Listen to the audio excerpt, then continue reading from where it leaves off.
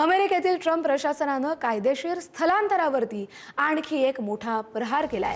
प्रशासनानं जाहीर केलेल्या नवीन नियमांनुसार जे परदेशी नागरिक तात्पुरत्या व्हिसावरती अमेरिकेत आले आहेत त्यांना आता ग्रीन कार्ड मिळवण्यासाठी आपल्या मूळ देशात परतावं लागेल आणि तिथूनच अर्ज करावा लागेल।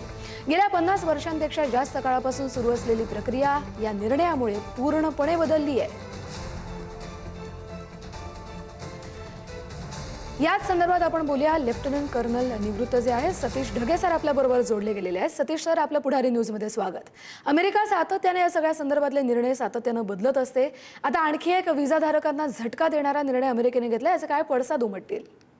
नक्कीच कस्तुरी, आपण जसं पाहिलं की डोनाल्ड ट्रम्प यांनी त्यांच्या दुसऱ्या राष्ट्राध्यक्ष पदाच्या कार्यकालामध्ये अमेरिका फर्स्ट हे तत्व त्या ठिकाणी ठेवलेलं आहे आणि त्याच अनुषंगानं एका बाजूला आपण टेरिफ वॉर सुरू झालेलं त्या ठिकाणी पाहिलं, तर दुसऱ्या बाजूला अमेरिकेचे मूळतः रिपब्लिकन पार्टीचे सपोर्टर आहेत त्यांचं म्हणणं असं आहे की जे आउटसाइडर्स आहेत, ज्यामध्ये मुख्यतः भारतीय त्याचबरोबर चायनीज लोकांचा समावेश त्या ठिकाणी आहे, ते अमेरिकेमध्ये येत आहेत आणि एक प्रकारे आमच्या नोकऱ्यांवर त्यांच्यामुळे जो आहे घाला बसतोय आणि याला कुठेतरी विरोध करण्यासाठीच एक प्रकारे डोनाल्ड ट्रम्प यांच्या प्रशासनाद्वारे अशा प्रकारचे निर्णय, अशा प्रकारचे पॉलिसी मेजर्स त्या ठिकाणी घेतले जात आहेत। मुळातच जर अशा प्रकारे ते निर्णय घेत असतील आणि H1B व्हिसा धारक जे आहेत त्यांची नोकरी गेल्यानंतर H1B व्हिसा धारकांशी संबंधित असो किंवा ग्रीन कार्ड जर त्यांना हासिल करायचं असेल तर त्यांना अमेरिका सोडावं लागेल आणि मग पुन्हा आल्यानंतर त्यांना त्यासाठी अप्लाय करावा लागेल, अशा प्रकारचा निर्णय असो। इव्हन H1B व्हिसा धारकांसाठी सुद्धा तिथे अशा प्रकारचं बिल इंट्रोड्यूस करण्याचा प्रयत्न आहे ज्याच्या माध्यमातून मोठ्या प्रमाणामध्ये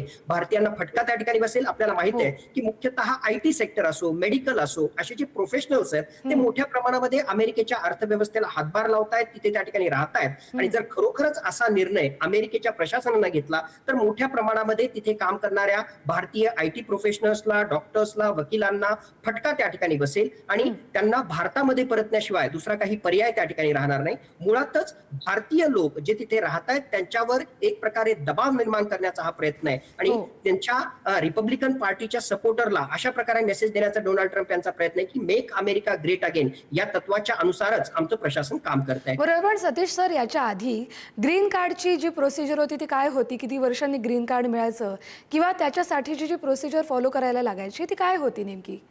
मुळात ग्रीन कार्ड प्रोसिजरसाठी आपल्याला जसं माहित आहे की तिथे राहणारे जे लोक आहेत ठराविक कालावधी त्यांनी तिथे व्यतीत केल्यानंतर त्यासाठी ते अप्लाय करू शकतात। पण दुर्दैवानं ग्राउंड रियालिटी तुम्ही जर पाहिली तर अप्लाय केल्यानंतर सुद्धा त्यांची जर वेटिंग लिस्ट आपण जर पाहिली तर ऑलमोस्ट लाखांच्या घरात ती वेटिंग लिस्ट त्या ठिकाणी आहे आणि खरोखरच त्यांचा नंबर लागण्यासाठी 1 दशकाहून जास्त 13-14 वर्षांहून सुद्धा जास्त कालावधी लागेल अशी परिस्थिती त्या ठिकाणी आहे। पण ग्रीन कार्ड जरी त्यांना त्या ठिकाणी हासिल झालं नाही तरी सुद्धा अमेरिकेमध्ये ते वास्तव्य कंटिन्यू करू शकतात, अशा प्रकारचा तो नियम होता। पण आता या बदलणाऱ्या नियमाच्या अनुसार त्याच्या निटिग्रिटीज पाहता खरोखरच त्यांच्या नोकऱ्यांवर आणि त्यांच्या वास्तव्यावर एक प्रकारे जे आहे संकट निर्माण होतं का हे सुद्धा पाहणं आवश्यक ठरणार आहे। बरोबर। आधी H1B व्हिसाचं प्रकरण झालं आणि आता हे ग्रीन कार्डचं नवीन रूल्स, याच्यामुळे भारतीय नागरिक जे तिकडे अमेरिकेत आहेत, नोकरीसाठी असतील, शिक्षणासाठी असतील किंवा ज्यांनी अमेरिकन तिथल्या महिलेशी लग्न केले किंवा माणसाशी लग्न केलंय त्या सगळ्या लोकांवरती याचा काय परिणाम होऊ शकतो?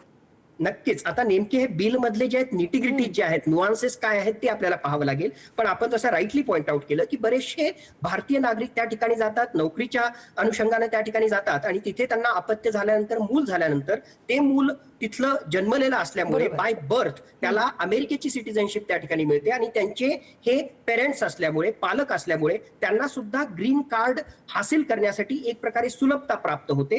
अशा प्रकारे जे आहे भरपूर भारतीय नागरिकांना अमेरिकन नागरिकत्व प्राप्त करण्यासाठी आतापर्यंत फायदा होत होता। पण आता या नियमांच्या बदलामुळे याच्याशी संबंधित सुद्धा काही कॉम्प्लिकेशन्स निर्माण होतात का आणि अशी जी मुलं तिथं त्या ठिकाणी ज्यांचा जन्म झालेला आहे आणि त्यांचे पालक भारतीय आहेत त्यांच्याशी संबंधित येणाऱ्या काळामध्ये काय होतं हे सुद्धा पाहणं त्या ठिकाणी आवश्यक आहे आणि नक्कीच कॉम्प्लिकेटेड अशा प्रकारची सिच्युएशन झालेली आहे। बरोबर आहे। सतीश सर, तुम्ही या सगळ्या संदर्भात तुमची प्रतिक्रिया दिली, विश्लेषण मांडलं, त्यासाठी धन्यवाद। पण पुढे देखील आणखी एक महत्त्वाची बातमी आहे, त्यावरती देखील तुमची प्रतिक्रिया हवी आहे। तुम्ही असेच जोडलेले राहा। पुढची देखील महत्त्वाची बातमी आपण पाहूया।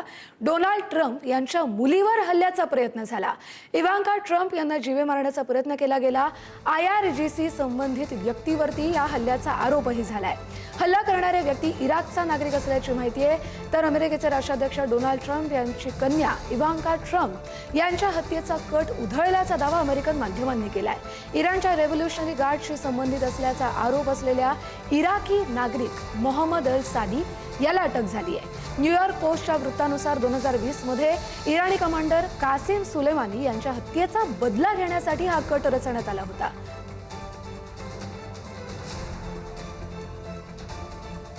तर अमेरिकेचे राष्ट्राध्यक्ष डोनाल्ड ट्रम्प यांची घबराट सध्या दिसून येते.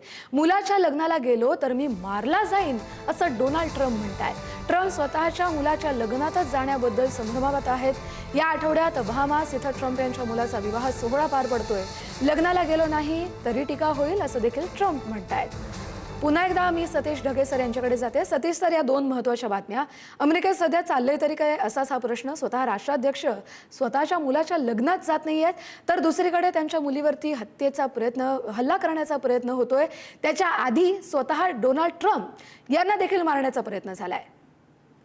नक्कीच कस्तुरी, बहामासमध्ये डोनाल्ड ट्रम्प यांच्या मोठ्या मुलाचं लग्न त्या ठिकाणी आहे आणि तिथे विकेंडला लग्नाला न जाण्याच्या साठी माझ्या मते दोन महत्वाची कारण आहेत. राजकीय कारण, त्याचबरोबर सामरिक कारण. आणि जसं तुम्ही इव्हांका ट्रम्प यांच्याशी संबंधित जी बातमी त्या ठिकाणी दिली की त्यांच्यावर सुद्धा जो आहे एक प्रकारे अटॅक करण्याचा प्रयत्न एका इराकी सिटीजन द्वारा केला जातोय. आणि डोनाल्ड ट्रम्प यांनी त्याच्यानंतर विधान केलं की मी जर या मुलाच्या लग्नाला त्या ठिकाणी गेलो तरी मारला जाईल आणि नाही जरी गेलो तरी सुद्धा मीडियाद्वारे माझ्यावर टीका होईल, तरी सुद्धा मी मारला जाईल, अशा प्रकारची त्यांची एक प्रकारे विधान त्या ठिकाणी होतं. म्हणजेच यातून राजकीय आणि सामरिक कारण आहे हे आपल्याला लक्षात घ्यावं लागेल.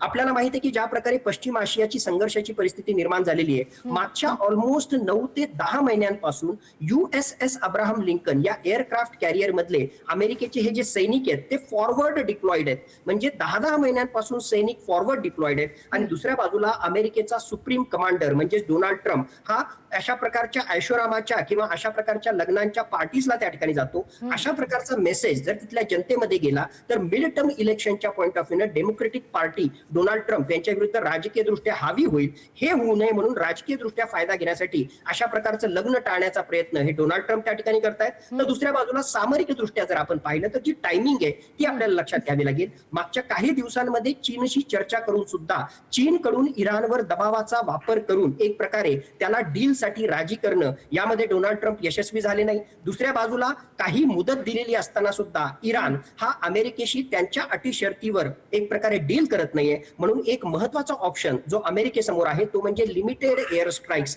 खार्क आयलँड त्याचबरोबर इराणच्या काही महत्वाच्या ऑइल इन्फ्रास्ट्रक्चरवर जबरदस्त हल्ले करण्याचा ऑप्शन सुद्धा अमेरिकेसमोर आहे. आणि मग जर तसा निर्णय घ्यायचा असेल तर वॉशिंग्टनमध्ये व्हाईट हाऊसमध्ये commander in chief Donald Trump यांचं राहणं आवश्यक आहे. म्हणूनच सामरिक दृष्ट्या सुद्धा त्यांनी न जाण्याचा निर्णय त्या ठिकाणी घेतला असावा. बरोबर. तुम्ही या घडामोडींचं खूप छान विश्लेषण केलं. सतीश सर, धन्यवाद पुढारी न्यूजशी बोललात त्यासाठी.